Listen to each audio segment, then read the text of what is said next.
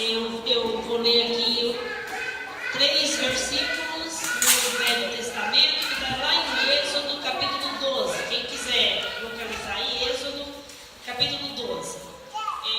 Eu vou falar sobre a Páscoa. Eu vou ler primeiro, que é para os irmãos sentar para ficar mais confortável. Está escrito assim: a instituição da primeira Páscoa. Todos acharam? Êxodo, capítulo 12. Eu vou ler porque eu vou ler em 2 lugares para não ficar muito confuso. E falou o Senhor a Moisés e a Arão na terra do Egito, dizendo: este mesmo mês vos será o princípio dos meses, este vos será o primeiro dos meses do ano. Falai a toda a congregação de Israel, dizendo: aos 10 deste mês, tome cada um para si um cordeiro, segundo a casa dos seus pais, um cordeiro para cada casa.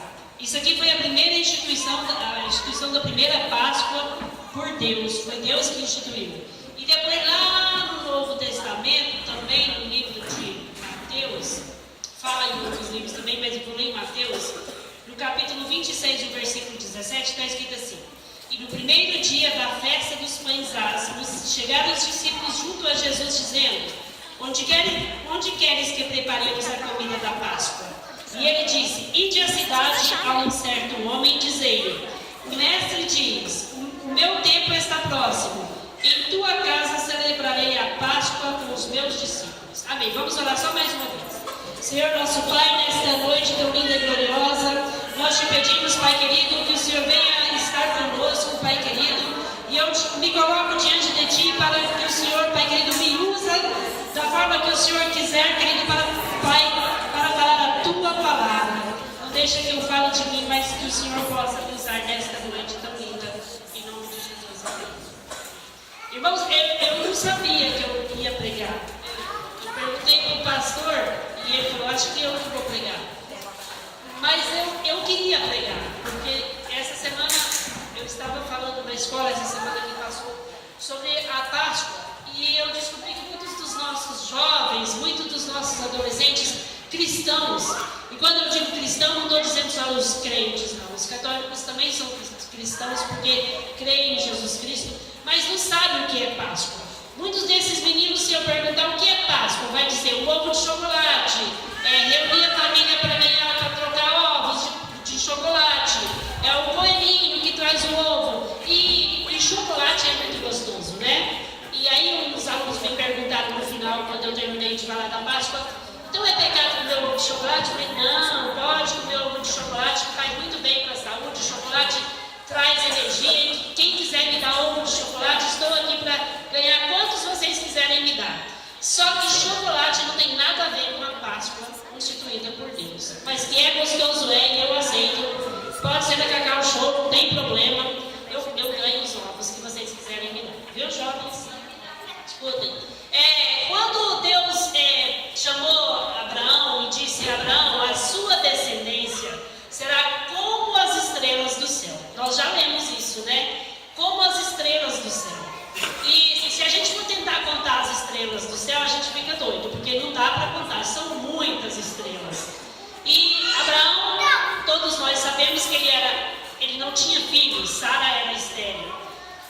Com muito trabalho, depois que Sara já era velha, ela teve um filho, Isaac. Isaac casou-se com Rebeca. Rebeca também era estéril. Isaac, a Bíblia diz que ele orou muito, orou fortemente para que Rebeca engravidasse. Até que Rebeca também teve o seu filho, né? Os seus filhos. E eu não vou falar toda a história, porque senão eu vou tomar o tempo todo de vocês. Muito depois, nasceu dessa descendência de Abraão, nasceu José. E José foi vendido para o Egito como escravo.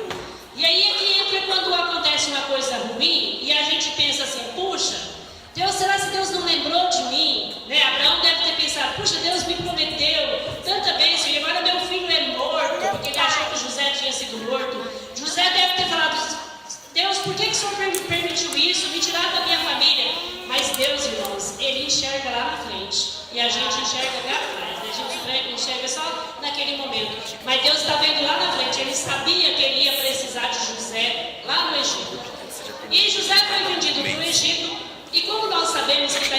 Bíblia que aquele que segue os mandamentos de Deus, tudo que ele põe a mão é abençoado.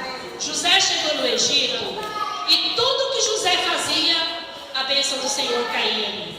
Até o jardim que o rei mandou que José fizesse, vieram pessoas de outros lados para ver a beleza do jardim que José construía. Isso não está escrito na Bíblia, não. A gente lê em outras, eu estudo muitas religiões e eu descobri que as religiões abraâmicas, as que descenderam de Abraão, existem no mundo inteiro. Povo que ainda não aceitou Jesus como seu Salvador, mas que são descendentes de Abraão, e possivelmente o Evangelho chegará e eles vão aceitar Jesus como Salvador, porque sabemos que precisamos aceitá-lo como nosso Salvador e Senhor, né? Para que possamos morar no céu.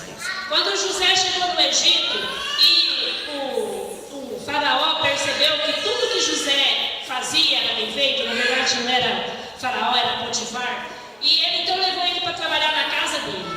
Quando ele chegou na casa, tudo que ele fazia era bem feito, porque José tinha a organização de Deus. Deus, ele é organizado, ele não faz nada desorganizado. Não adianta você pensar assim, eu vou fazer isso desorganizado e Deus vai me abençoar, porque ele não vai, porque ele é hiper organizado.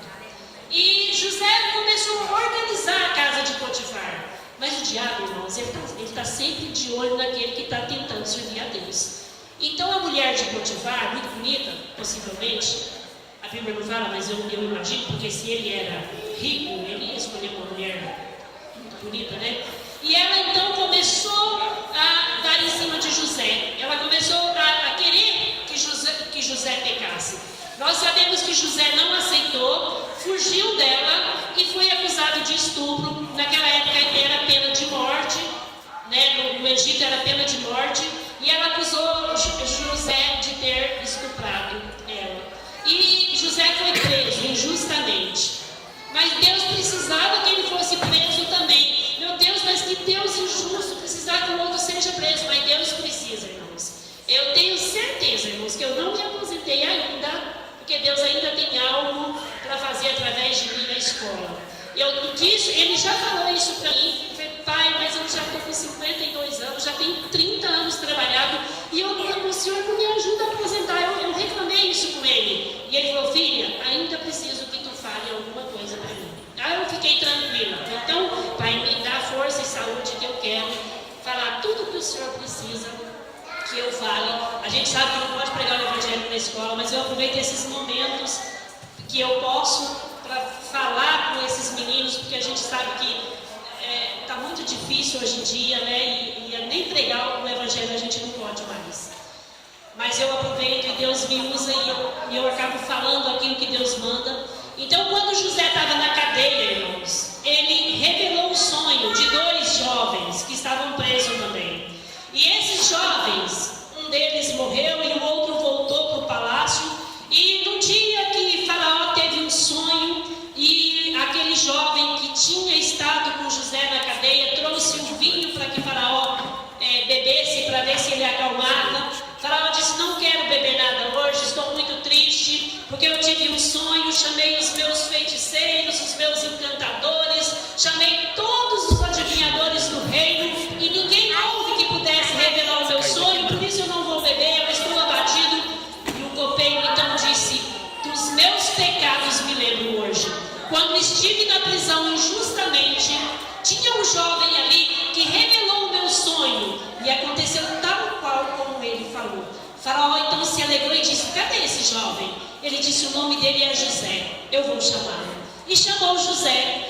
E quando José chegou na frente do faraó, Faraó disse, olha, eu sonhei no sonho. E José então não esperou 2 vezes, irmãos. Revelou, segundo a sabedoria que Deus tinha dado a ele, o sonho de Faraó. E José então passou a ser o governador do Egito. E agora na função de governador ele mandava, ele podia fazer aquilo que Deus queria que ele fizesse. Não é assim que Deus faz? Ele deixa você ali, sofre um pouco, depois ele te põe numa função melhor, e aí você pode fazer aquilo que Deus quer que você faça, não é? Então, irmãos, José ficou no Egito e a descendência de Abraão começou a crescer, porque ele ele trouxe o povo dele, ele trouxe os pais dele, os parentes dele, e o povo hebreu começou a crescer no Egito. E só que o tempo passa, nós sabemos que o tempo passa. E um dia morreu Faraó, morreu Abraão, morreu Jacó, que era o pai de José, morreram todas as pessoas mais velhas, mas a descendência de Abraão continuou crescendo grandemente. E cresceu tanto, irmãos, que um dia outro Faraó, que já não lembrava mais da história, disse: eu preciso de uma estratégia para acabar com o crescimento desse povo. E eu tenho certeza, o Mauro falou aqui, eu preciso que a igreja cresça. E eu tenho certeza que nós precisamos orar mesmo. Porque se tem uma coisa que o diabo não quer, é que o povo de Deus cresça. Mas no Egito o povo hebreu começou a crescer grandemente. E Faraó então chamou as parteiras, naquela época não tinha hospitais como hoje, e disse assim: eu quero que vocês matem todos os bebês dos hebreus, os homens, e deixa viver só as meninas, porque eles são muito fortes, são saudáveis, são bebês muito bonitos, e eu preciso que mate todos os meninos, enforque, ou arranque o cordão umbilical, ou sufoque o bebê para que ele morra. E as parteiras, irmãos, não tiveram coragem de fazer isso. E as mulheres continuaram tendo filhos homens, muitos filhos homens. E Deus abençoava aquele povo, e os homens eram mais do que as meninas, os meninos eram mais do que as meninas. E acontece que então o Faraó se preocupou e disse para as parteiras assim: vocês não estão obedecendo a minha voz, não estão matando os meninos. Olha aí quantos meninos, quantos bebês aí, quantos meninos bonitos e saudáveis dos hebreus. E as parteiras disseram assim: Senhor, quando nós chegamos lá, as hebreias são tão espertas que elas já tiveram seus filhos. Então o rei, a partir desse momento, o Faraó disse que o soldado ia junto. E quando a mulher hebreia acabasse de ter um filho, o soldado pegava o menino e matava. E assim foi. Mataram muitas crianças. Mas acontece que no meio dessas crianças, uma mulher chamada Joquebede, ela resolveu, Deus resolveu que ele precisava de um bebê saudável, bonito, que fosse segundo a vontade dele, e Joquebede engravidou. E ela, irmãos, teve que esconder a gravidez os 9 meses. Aí se você já esteve grávida, você vai dizer: isso é impossível. Não, se Deus quiser te ajudar. Ela escondeu. E quando esse bebê nasceu, ela não contou para as parteiras que estavam grávidas, porém ela fez o parto sozinha, junto com Miriam, que era a filhinha de 11 anos.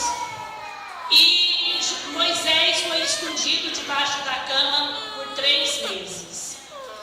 E aí você pergunta assim: mas esse bebê não chorava? Os vizinhos não ouviam o choro desse bebê? Quando Deus está nesse negócio, irmão, você pode ficar tranquilo.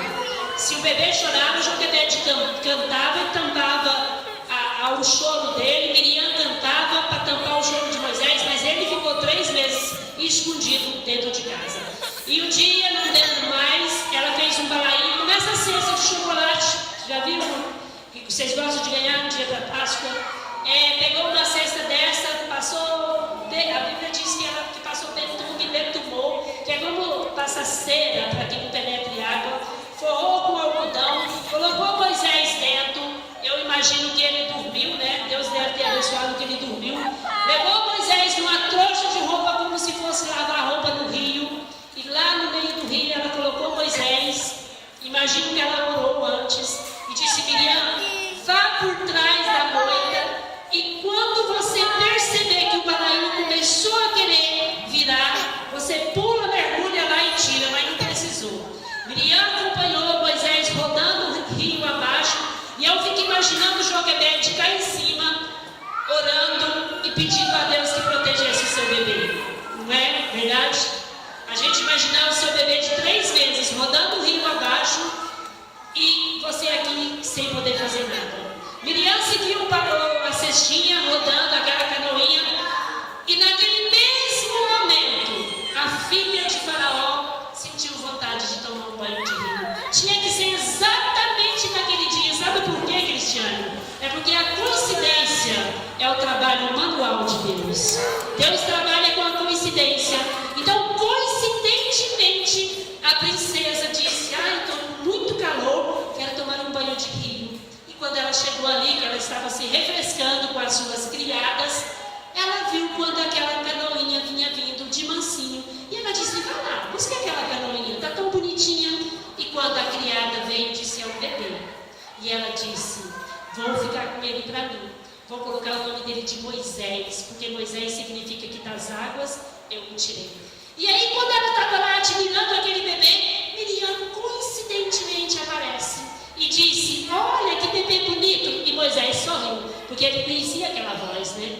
Ah, ele gostou de você, Miriam. Eu também gostei dele. Você quer que eu chame uma mulher para cuidar dele? Eu conheço uma mulher que pode cuidar dele para você, minha mãe. Recentemente, o bebê dela foi colocado no rio. Ela mentiu? Mentiu? Não. Recentemente, o bebê dela foi colocado no rio e ela ainda pode até amamentá-lo. E a rainha não esperou segunda vez. Corra, busca essa mulher. E quando Joquebede chegou, irmãos, eu imagino a alegria dela, né? A princesa disse, você leva esse bebê para sua casa? Cuida dele para mim? Todos os dias você leva ele para me ver. Você cuida dele, eu vou te dar um salário. Olha aí para você ver a bênção de Deus. Além de cuidar do próprio filho, se agora poder mostrar para a vizinhança toda, ela ainda ganhava um bom salário, né? E ela muito feliz de cuidar do próprio filho e poder exibir o próprio filho, né?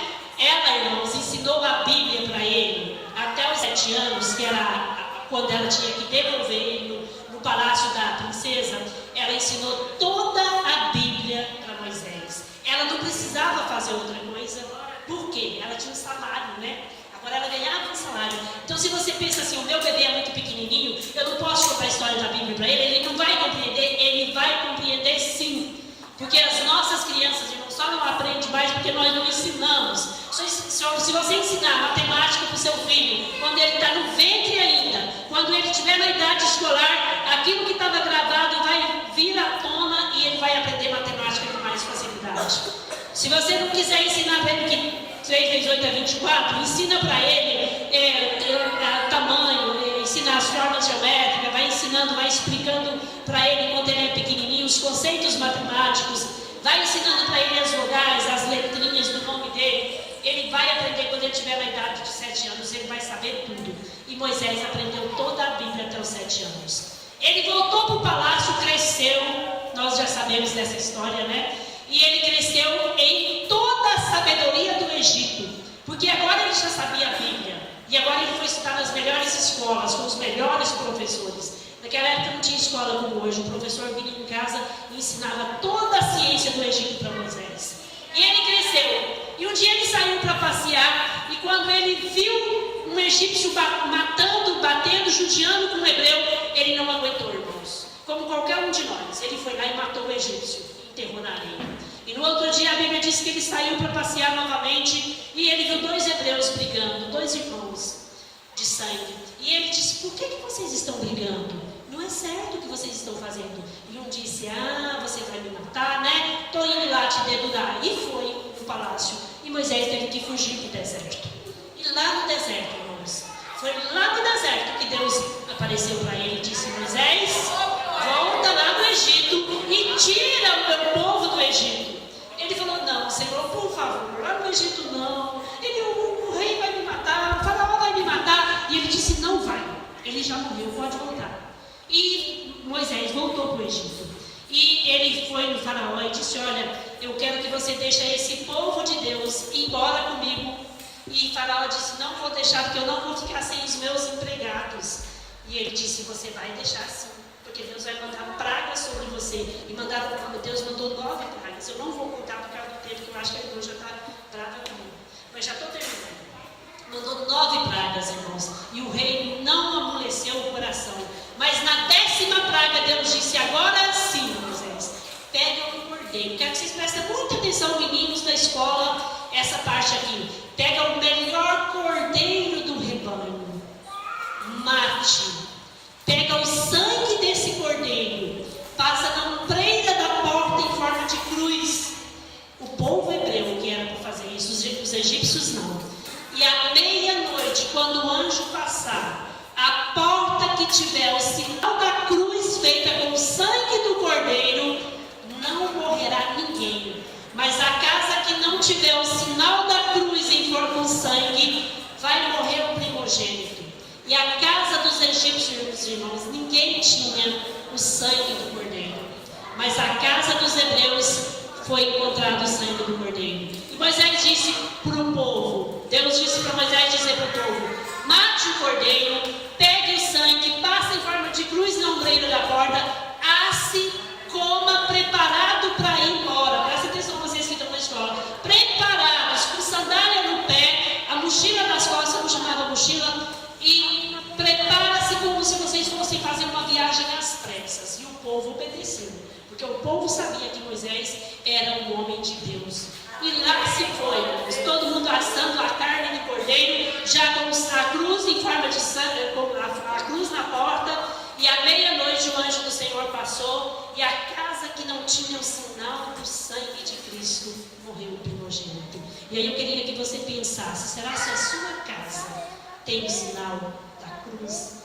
Tem a cruz feita com o sangue de Cristo? Hoje em dia é diferente, não precisa você matar um cordeiro e fazer, mas você pode orar e pedir a proteção divina sobre a sua casa. Amém. E naquela noite, o primogênito de toda a família egípcia morreu, inclusive do faraó, que era o herdeiro dele. E quando ele percebeu que o seu filhinho tinha morrido, ele se desesperou, pediu que buscasse Moisés e disse: vai embora, e vai embora depressa, porque eu não aguento mais ver vocês, subam da minha frente, pega tudo que vocês quiserem e vão.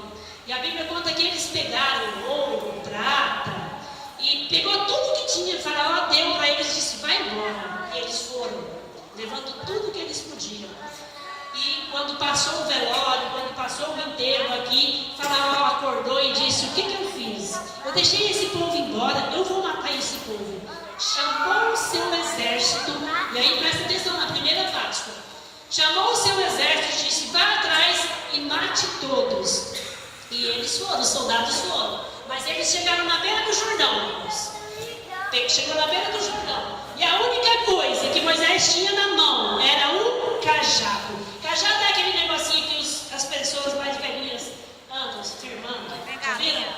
Estou falando para os jovens, irmãos, que eu perguntei isso na sala de aula. E eles disseram que Páscoa era ovo de chocolate, que Páscoa era coelho, que Páscoa era reunir a família para brincar. E aí eu fiquei desesperada, contei para eles essa história e pedi que eles então contassem nas suas casas. Deus disse, quando Moisés chegou com o povo hebreu na beira do mar, irmãos, e o exército de Faraó estava atrás, e ele não sabia o que fazer. Deus não tinha contado para ele. Se você está com algum problema e Deus não te contou ainda como é que vai ser a solução desse problema, não preocupa não. Na hora certa, ele faz assim que vai dar certo. Você vai fazer e vai dar certo. E aí Moisés disse: agora, Deus, o que eu faço? O povo começou a gritar: Moisés, você nos trouxe para morrer aqui na beira do mar? Que diferença faz morrer aqui ou morrer lá? Podia ter ficado lá mesmo. As nossas crianças pelo menos não estariam cansadas. Moisés disse: agora, Deus, e disse: o que você tem na mão? E ele disse: o cajado. Levanta o cajado e encosta nas águas. E Moisés obedeceu e as águas se abriram. E quando o povo passou, irmãos, o exército de Faraó chegou e entrou também. E a Bíblia conta que Moisés encostou o cajado e as águas se juntaram e morreu todo o exército de Faraó. Mas o povo celebrou a Páscoa do outro lado. Eles cantaram em louvor ao nome do Senhor. E a Páscoa, Deus instituiu a Páscoa por causa da libertação, da salvação que Ele deu para esse povo dele. Então foi a primeira Páscoa, foi libertação, salvação, liberdade. Cantaram, dançaram. Do outro lado, disse que Miriam cantava e as mulheres iam atrás, né, Miriam? Cantavam. Não, você não é Miriam, Miriam é sua prima. E Miriam cantava e as mulheres cantavam e dançavam em louvor ao nome do Senhor. E aí, irmãos, essa foi a primeira Páscoa, mas muito depois nasceu Jesus. Do mesmo jeito que o povo de Israel estava sendo perseguido lá, Jesus agora foi perseguido cá no Novo Testamento. E foi perseguido grandemente, até morrer, até matarem ele.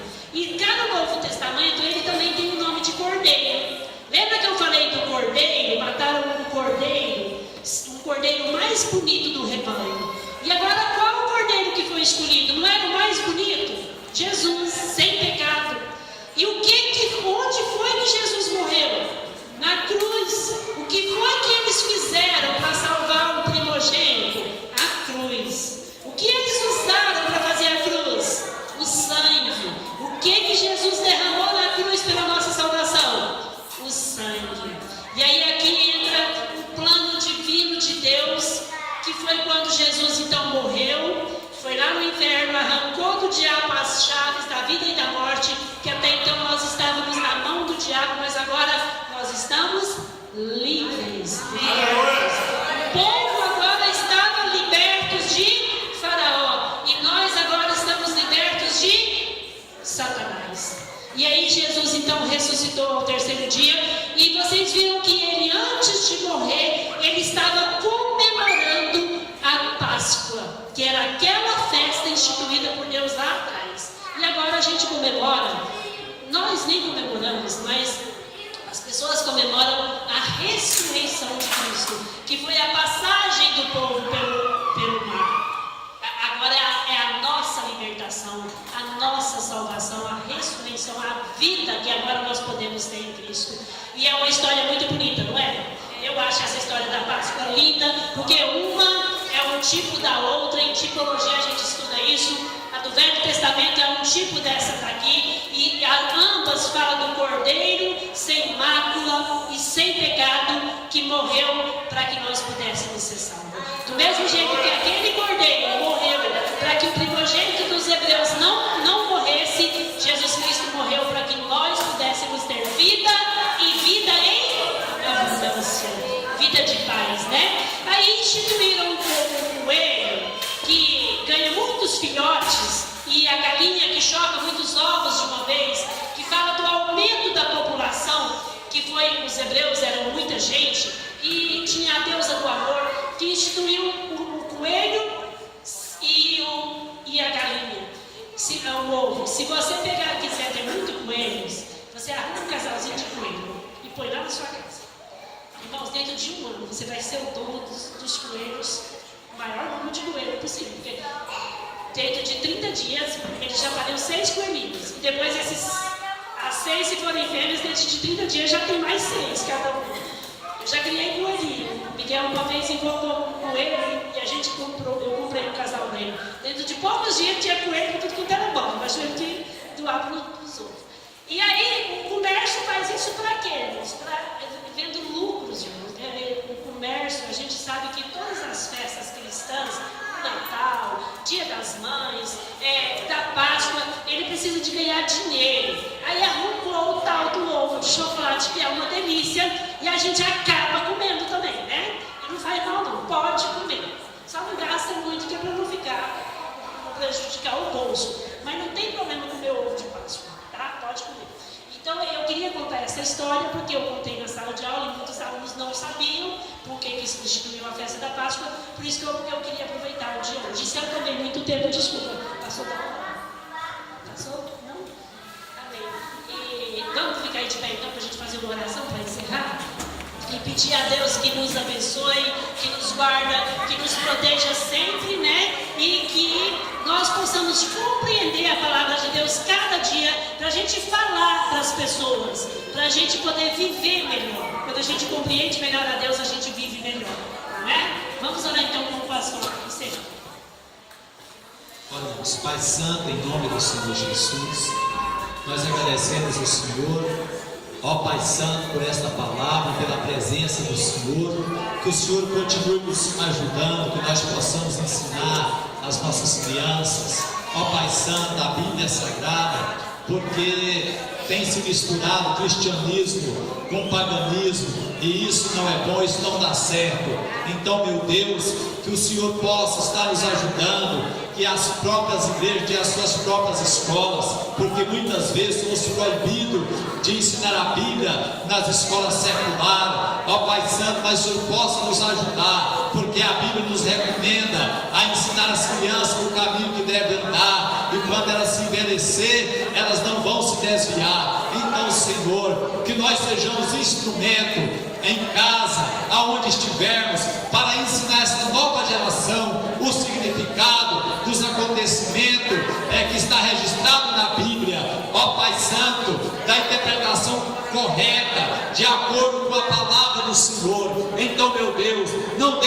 nós venhamos a nos misturar com as coisas do mundo, com a idolatria e coisas semelhantes.